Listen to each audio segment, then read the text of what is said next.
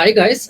तो इस वीडियो में हम स्प्रिंग बूट एनोटेशंस की बात करेंगे। टॉप एनोटेशंस जो इंटरव्यू में पूछी जाती हैं या फिर एनोटेशंस जो प्रोडक्शन प्रोजेक्ट्स में काफी यूज होती हैं। मोस्टली कुछ टॉप एनोटेशंस रहती हैं जो इंटरव्यू पर्सपेक्टिव इंपॉर्टेंट है क्योंकि वो प्रोडक्शन एप्लीकेशंस में ज्यादा यूज होती हैं कंपेयर टू अदर एनोटेशंस। तो इस वीडियो में मैं 30 से 40 मिनट में आपको 10 से 12 एनोटेशंस कवर करूंगा डिटेल में।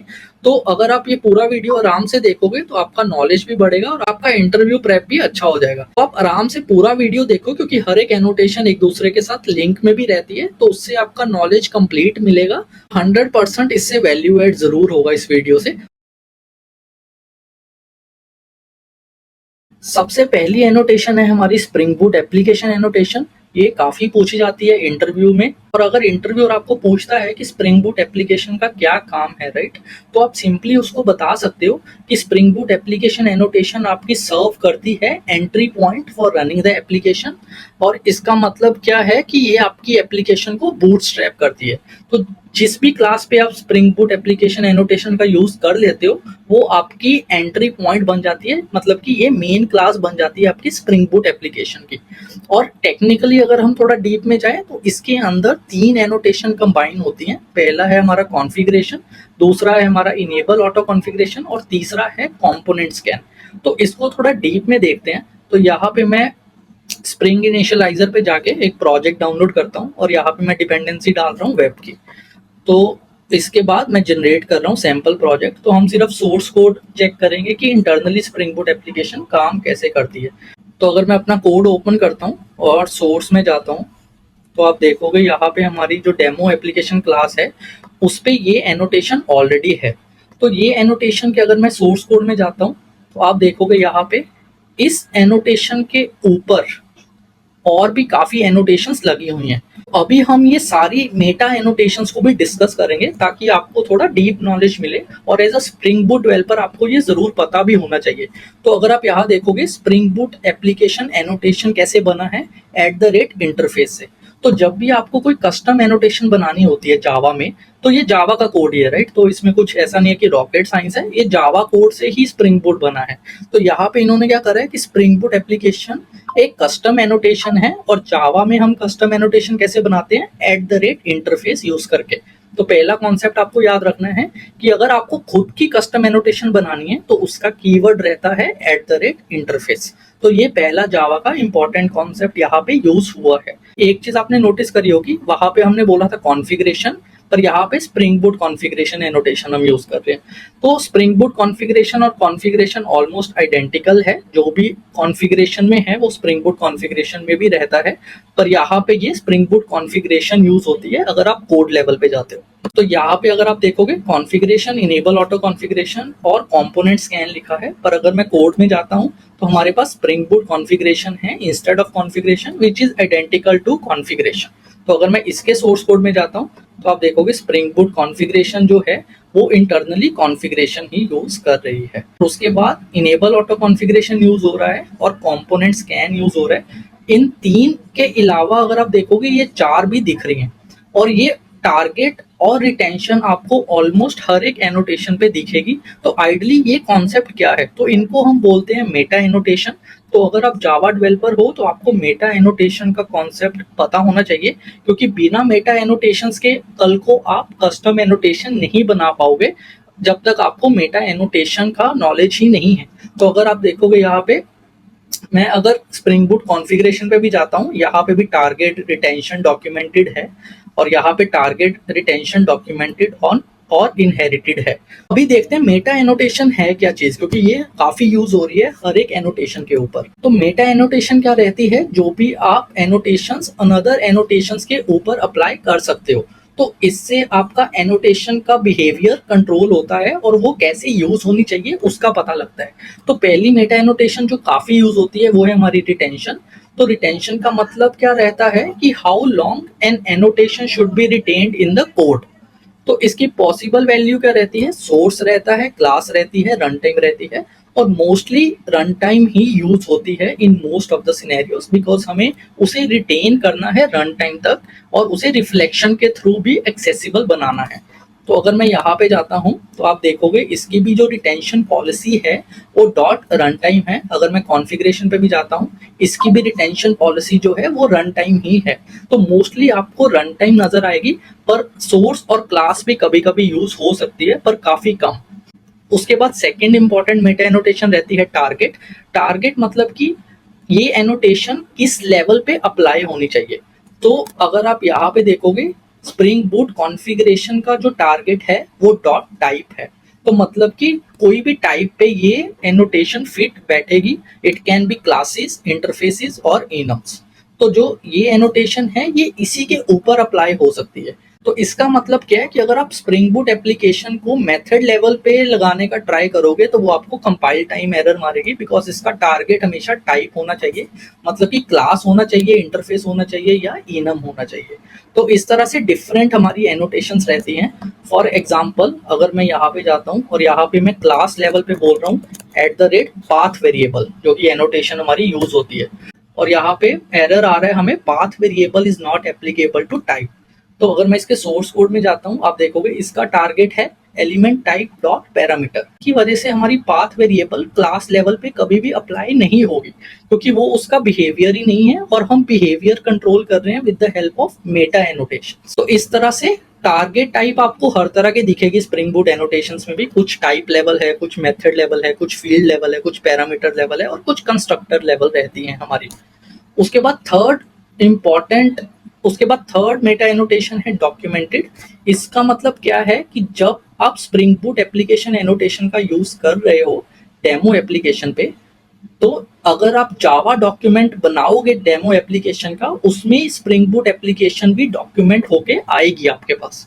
तो इसका मतलब क्या है कि अगर मैं यहाँ पे टूल्स में जाता हूँ और यहाँ पे मैं बोलता हूँ जनरेट जावा डॉक, और मैं यहाँ पे होल प्रोजेक्ट का जावा डॉक बनाना चाहता हूँ, या फिर मैं लेट से एक फाइल का बनाना चाहता हूँ, इसी फाइल का डेमो एप्लीकेशन डॉट जावा, और मैं यहाँ पे जनरेट पे क्लिक करता हूँ और यहाँ पे मैं अगर इसको ओपन कर रहा हूँ तो यहाँ पे आप देखोगे जैसे ही मैंने डेमो एप्लीकेशन पे क्लिक किया तो इसने मुझे यहाँ पे ये एनोटेशन दिखाई, क्योंकि हमने उस पर डॉक्यूमेंटेड टैग यूज करा है। अगर यही यहाँ पे डॉक्यूमेंटेड टैग यूज ना होता तो जावा डॉक में आपको ये चीज कभी भी नहीं दिखती। तो इम्पॉर्टेंट एनोटेशंस पे हमेशा डॉक्यूमेंटेड टैग रहता है, स्पेसिफिकली अगर वो क्लास लेवल पे है। और उसके बाद हमारी फोर्थ मेटा एनोटेशन रहती है इनहेरिटेड। तो इनहेरिटेड का मतलब क्या है कि allows an annotation on a class to be inherited by its subclasses. तो इनहेरिटेंस कॉन्सेप्ट इसमें आ जाता है। कुछ एनोटेशंस को आप इनहेरिटेड करना चाहते हो, कुछ को नहीं करना चाहते हो। फॉर एग्जांपल यहाँ पे जो स्प्रिंग बूट एप्लीकेशन है वो इनहेरिटेड है, बट स्प्रिंग बूट कॉन्फ़िगरेशन में इनहेरिटेड टैग यूज नहीं हुआ, तो इसको आप इनहेरिट नहीं कर सकते। तो ये चार तरह की हमारी मेटा एनोटेशन रहती है, जिसकी वजह से आपके सारे एनोटेशंस का बिहेवियर कंट्रोल होता है। तो जब भी आप नेक्स्ट टाइम स्प्रिंग बूट में कोई भी एनोटेशन यूज करोगे तो आपको पता होना चाहिए कि इसका बिहेवियर कैसे कंट्रोल हो रहा है। तो स्प्रिंग बूट एप्लीकेशन में ये चार चीजें हो रही हैं टू कंट्रोल द बिहेवियर, जो कि मेटा एनोटेशन के अम्ब्रेला के अंडर आता है। फिर ये कॉम्बिनेशन है spring boot configuration, enable auto configuration और कंपोनेंट स्कैन का। उसके बाद हमारा enable auto configuration. Enable auto configuration spring boot का सबसे बढ़िया कॉन्सेप्ट है, इसी की वजह से डेवलपर्स की लाइफ इजी होती है। तो अगर हम इंजीनियर स्प्रिंग बूट को यूज करते हैं वो इनेबल ऑटो कॉन्फ़िगरेशन कॉन्सेप्ट की वजह से ही करते हैं, क्योंकि इससे हमारा हाफ ऑफ द कोड लिखने की जरूरत नहीं पड़ती हमें, और इसमें हमारा ओपिनिएटेड फ्रेमवर्क भी आ जाता है। मतलब कि स्प्रिंग बूट खुद से काफी चीजें कंट्रोल कर लेता है with the help of configuration.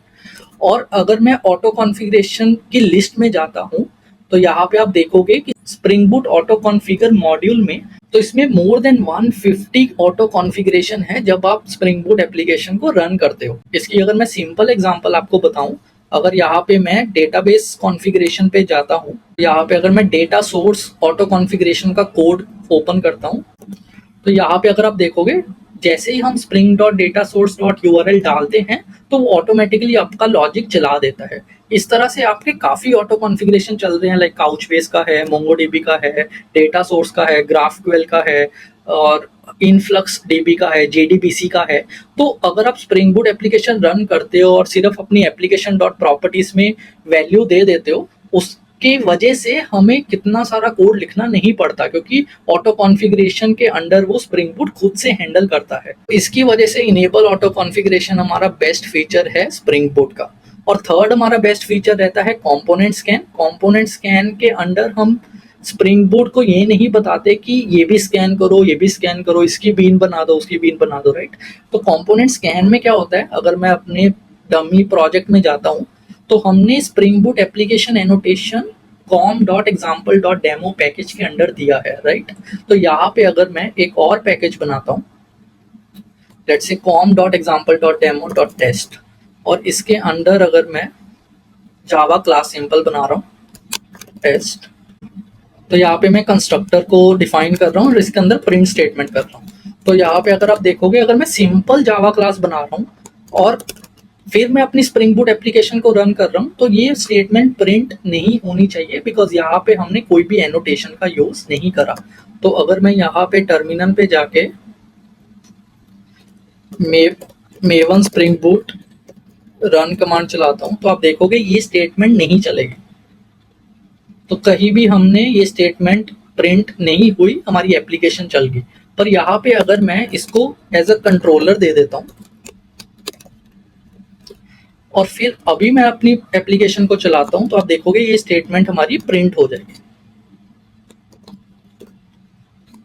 तो ये हमारा रहता है कंपोनेंट स्कैन का कॉन्सेप्ट। तो स्प्रिंग बूट ऑटोमेटिकली देख रहा है कि कंट्रोलर है या सर्विस है या फिर हमारी रिपोजिटरी है या फिर हमारी कॉन्फ़िगरेशन है, राइट। तो ये चार चीज़ें ऑटोमेटिकली स्प्रिंग बूट देखता है इंटरनली। अगर वो सेम पैकेज के अंडर है तो वो कंपोनेंट खुद से स्कैन होता है और वो आपकी बीन इंस्टेंशिएट हो जाती है ऑटोमेटिकली। तो अगर कोई भी उसे ये टैग दिखता है सेम पैकेज पे, component, service, repository and controller, तो वो आपकी बीन रजिस्टर हो जाएगी जब भी स्प्रिंग बूट एप्लीकेशन रन करेगी। सेकेंड क्वेश्चन इंटरव्यूअर आपको पूछ सकता है कि कंपोनेंट, सर्विस, रिपोजिटरी और कंट्रोलर एनोटेशन में क्या डिफरेंस है। तो आइडली कभी कभी हम यूज करते हैं कंपोनेंट, कभी सर्विस, कभी रिपोजिटरी, कभी कंट्रोलर, पर कौन सा एनोटेशन कब यूज करना है ये काफी इंपॉर्टेंट है इंटरव्यूअर को बताना, क्योंकि वो आपकी नॉलेज टेस्ट करना चाह रहा है कि आपको यूज केसेस का पता है या नहीं टू यूज दिस एनोटेशन। तो ये सारी हमारी स्पेशलाइज्ड एनोटेशन रहती है यूज टू डिक्लेयर बीन। तो पहला हमारा रहता है कंपोनेंट। तो ये हमारा जेनेरिक एनोटेशन रहता है, इसको हम वहां पे यूज करते हैं जहां पे हम सर्विस, रिपोजिटरी या कंट्रोलर को फिट नहीं कर सकते। तो मतलब कि अगर आपका कोई ईमेल नोटिफिकेशन सर्विस है, तो ये ना तो आपकी सर्विस है, ना आपकी रिपोजिटरी कैटेगरी में फिट हो रहा है, ना ये आपका कंट्रोलर है, राइट। तो उसको आप एज अ कंपोनेंट की तरह ट्रीट कर सकते हो, क्योंकि इसमें आपका कुछ कस्टम लॉजिक है या फिर कस्टम कोड इसमें आपको लिखना है, लाइक ईमेल सेंड करना, लॉग्स को कॉन्फ़िगर करना या फिर कुछ अपना अलग लॉजिक लगाना, राइट। तो उन सब क्लासेस में आप कंपोनेंट एनोटेशन का यूज कर सकते हो। सेकंड हमारा रहता है सर्विस एनोटेशन। तो सर्विस एनोटेशन हमारा वहां पे यूज होता है जहां पे आपका कुछ बिजनेस लॉजिक लिखा हो या फिर सर्विस लेयर फंक्शनैलिटी हो, जो कि नाम से ही क्लियर है। तो सर्विस का आप वहां पे यूज करिए जहां पे आपका बिजनेस लॉजिक है, कैलकुलेशंस है, सर्विसेज हैं। तो फंक्शनैलिटी वाइज ये कंपोनेंट की तरह ही काम करेगा, पर हमें रीडेबिलिटी कोड में चाहिए रहता है, ताकि अगर कल को आपने कोई कोड लिखा है, अगर कोई और डेवलपर आपका कोड देखता है 1 साल बाद, 2 साल बाद, या फिर टीम में अगर कोई और बंदा आपके कोड को मॉडिफाई करना चाहता है, तो उसे पता रहे कि हाँ ये क्लास सर्विस एनोटेशन के साथ है, तो इसमें जरूर कोई बिजनेस लॉजिक होगा। तो इसलिए हमारा रीडेबिलिटी और अंडरस्टैंडिंग पर्पस के लिए आपको यूज केसेस जरूर पता होने चाहिए।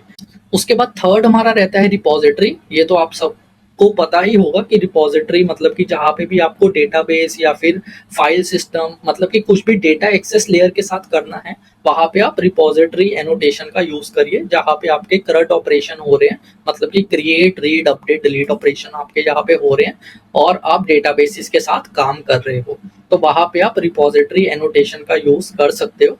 और फोर्थ हमारा रहता है कंट्रोलर। तो कंट्रोलर हमारा रहता है बेसिकली जहाँ पे आपको रिक्वेस्ट हैंडल करना है।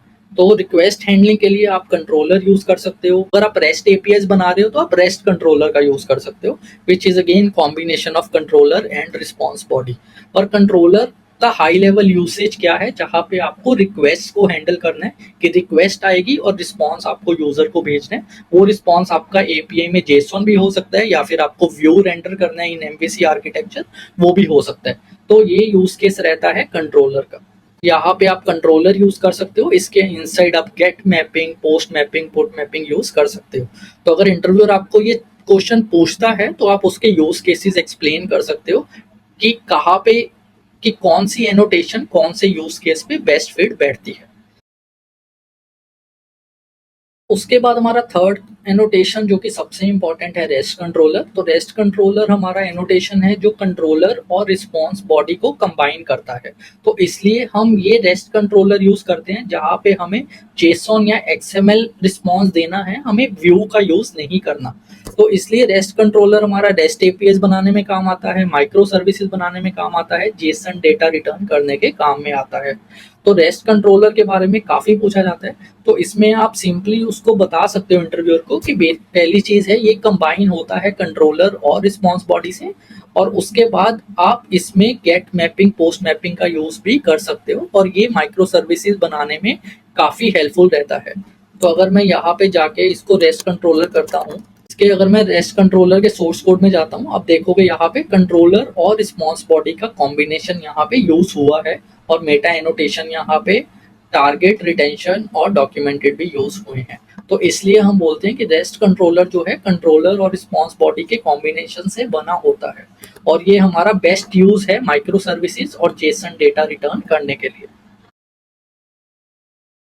फोर्थ एनोटेशन हमारी रहती है ऑटो वायर्ड, जो कि स्प्रिंग बूट में हमारी डिपेंडेंसी इंजेक्शन के लिए ये यूज की जाती है। तो डिपेंडेंसी इंजेक्शन हमारी फील्ड लेवल, कंस्ट्रक्टर लेवल या सेटर लेवल पे हो सकती है। तो इंटरव्यूअर आपको ऑटो वायर्ड का पूछ सकता है और आपका नॉलेज चेक करना चाहता है कि आपको ऑटो वायर्ड और कंस्ट्रक्टर इंजेक्शन के बारे में पता है या नहीं पता, क्योंकि मोस्ट ऑफ द टाइम हमें कंस्ट्रक्टर इंजेक्शन यूज करना चाहिए instead of auto wired annotation. तो उसका मतलब क्या है कि यहाँ पे अगर आप देखोगे, मैं ऑटो वायर्ड का यूज कर रहा हूँ फील्ड इंजेक्शन के लिए और यहाँ पे मैं कंस्ट्रक्टर बना रहा हूँ और कंस्ट्रक्टर के अंदर मैं मेथड कॉल कर रहा हूँ, राइट। तो इसको हम बोलते हैं ऑटो वायर्ड और यहाँ पे मैं कर रहा हूँ फील्ड इंजेक्शन का यूज। पर डाउन साइड इसका क्या है, जब आप इस कोड को टेस्ट करोगे तो आप इंजेक्ट नहीं कर पाओगे मोक डिपेंडेंसीज विदाउट रिफ्लेक्शन, तो आपको वहां पे रिफ्लेक्शन का यूज करना पड़ेगा।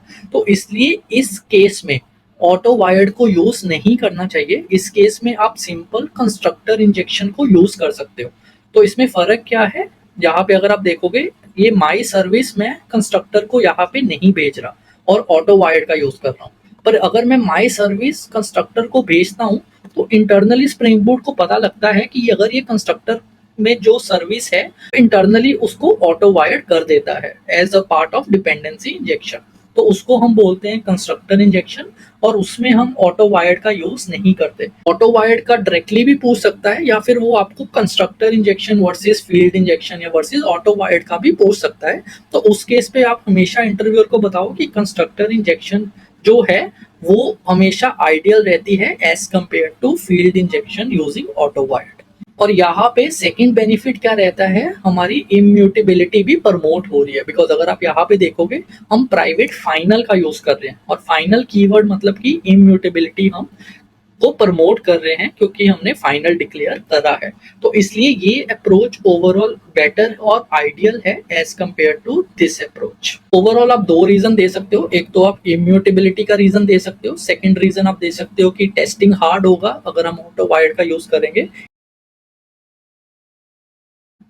उसके बाद आपको ट्रांजैक्शनल एनोटेशन का इंटरव्यूअर पूछ सकता है क्योंकि ये काफी यूज होती है अगर आप डेटाबेस के साथ काफी खेल रहे हो अपनी एप्लीकेशन में। ट्रांजैक्शनल एनोटेशन का यूज किया जाता है टू मैनेज ट्रांजैक्शन। तो इसके अंडर स्प्रिंग बूट खुद से कंट्रोल करता है like database dot commit, roll back, जो भी आपका जेडीबीसी का कोड रहता है जो आप जावा में लिखते थे विदाउट स्प्रिंग, वो ऑलरेडी ट्रांजैक्शनल के अंडर स्प्रिंग बूट हैंडल करता है with the help of AOP concept, मतलब कि एस्पेक्ट ओरिएंटेड प्रोग्रामिंग कॉन्सेप्ट के अंडर ट्रांजैक्शनल एनोटेशन चलती है। और इससे फायदा क्या होता है डेवलपर को कि हमें कमिट और रोल बैक का लॉजिक खुद से नहीं लिखना पड़ता।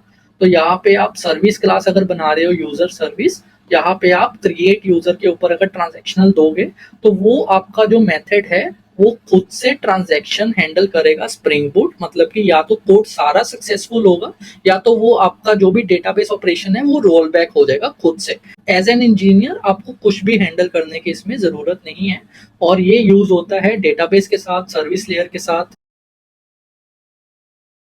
के बाद हमारी सिक्स्थ एनोटेशन रहती है रिक्वेस्ट मैपिंग, जो कि काफी यूज होती है अगर आप रेस्ट कंट्रोलर का यूज कर रहे हो। आजकल काफी एपीआईज हमारी बन रही हैं। अगर आप ऐसे प्रोजेक्ट के लिए इंटरव्यू दे रहे हो जिसमें रेस्ट कंट्रोलर यूज होता है, उसमें 100% चांस है कि आपको रिक्वेस्ट मैपिंग के बारे में पूछा ही जाएगा, क्योंकि वो उनके प्रोजेक्ट में यूज हो रहा है। तो इसलिए रिक्वेस्ट मैपिंग का हमारा कॉन्सेप्ट क्लियर होना चाहिए। तो रिक्वेस्ट मैपिंग की हेल्प से आप यूआरएल पैटर्न्स को डिफाइन कर सकते हो फॉर कंट्रोलर मेथड। तो यहाँ पे अगर आप देखोगे मेरे पास रेस्ट कंट्रोलर है, यहाँ पे मैं रिक्वेस्ट मैपिंग का यूज करके इसमें वैल्यू दे सकता हूँ और बता सकता हूँ कि ये मेथड गेट है या पोस्ट है या पुट है या डिलीट है। अगर इंटरव्यूअर आपको पूछता है तो आप एक्सप्लेन कर सकते हो कि ये यूआरएल पैटर्न्स के लिए होती है, इसमें हम HTTP get put post delete का यूज कर सकते हैं, इसमें हम यूआरएल पैटर्न को डिफाइन कर सकते हैं। तो बेसिकली ये आपकी राउटिंग के लिए यूज होती है। तो overall request mapping is used to route to a particular URL. उसके बाद हमारी आती है वैल्यू एनोटेशन। वैल्यू एनोटेशन काफी कॉमन है, पर इंटरव्यूअर आपको पूछ सकता है बिकॉज इट्स अ क्रिटिकल, क्योंकि इसकी हेल्प से आप एप्लीकेशन डॉट प्रॉपर्टीज से वैल्यू फेच कर रहे हो। और अगर आपको वैल्यू एनोटेशन नहीं पता तो आप आगे जाके अगर आप वॉल्ट इंप्लीमेंट करते हो तब भी आपको थोड़ी इशू आ सकते हैं। तो वैल्यू एनोटेशन का आपको पता होना चाहिए, और ये इंटरव्यू में भी काफी पूछी जाती है। सेकंड, ये हर एक प्रोडक्शन एप्लीकेशन में यूज होती ही होती है to manage database password, to manage all the other application related properties. तो वैल्यू एनोटेशन में हम क्या करते हैं, अगर कोई भी हमें वैल्यू लेके आनी है एप्लीकेशन डॉट प्रॉपर्टीज या फिर वॉल्ट से लेके आनी है, राइट, तो हम वैल्यू एनोटेशन का यूज करते हैं और यहाँ पे उसका पाथ डिफाइन कर देते हैं। तो मतलब कि ऐप डॉट नेम करके एप्लीकेशन डॉट प्रॉपर्टी में होगा वैल्यू इसका, और जब स्प्रिंग बूट रन होगा तो यहाँ पे प्रिंट हो जाएगा जो वैल्यू प्रॉपर्टी फाइल में रहती है। तो ये यूज होता है हमारा डेटाबेस यूआरएल्स, एपीआई कीज के लिए, कस्टम सेटिंग्स के लिए, इन्वायरमेंट वेरिएबल्स के लिए, राइट। तो ये काफी यूज होता है वैल्यू एनोटेशन, काफी सिंपल है, तो इसका आप आंसर दे सकते हो इंटरव्यूअर को।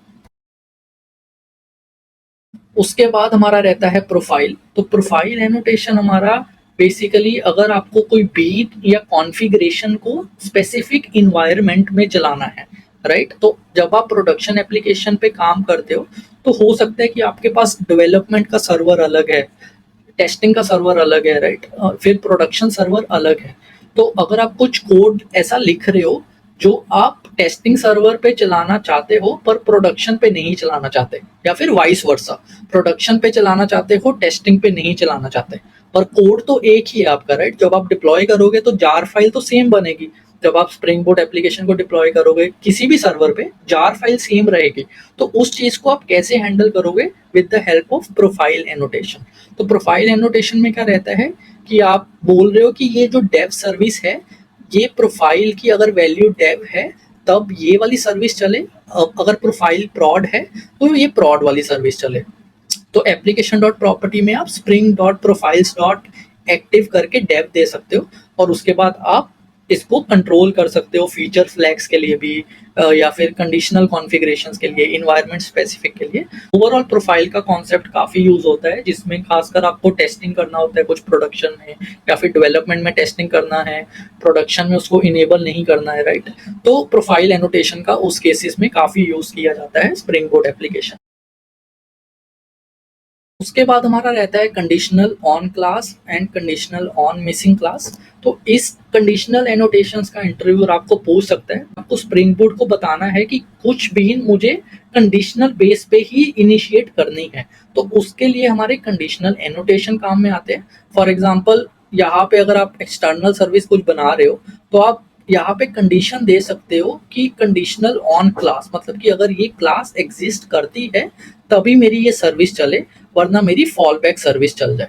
तो इस तरह से आप कंट्रोल कर सकते हो अपनी बीन मैनेजमेंट को यूजिंग कंडीशनल एनोटेशंस। तो कंडीशनल ऑन मिसिंग क्लास भी सेम तरह से काम करती है, बस आप इसमें बोल रहे हो कि अगर मेरी ये क्लास मिसिंग है तो ये चला दो, वरना मेरी फॉल बैक सर्विस चला दो। तो इस तरह से हमारी सिमिलर कंडीशनल एनोटेशंस रहती हैं, conditional on bean, conditional on missing bean, conditional on property, conditional on missing property, right. तो ये 6 तरह की हमारी कंडीशनल एनोटेशंस है जो यूज होती है आपकी बीन कंडीशनिंग के लिए, राइट। तो आप इनका यूज कर सकते हो और इंटरव्यूअर आपको डेफिनेटली इनमें से एक कंडीशनल एनोटेशन जरूर पूछ सकता है, बिकॉज ये वैलिड यूज केस भी है।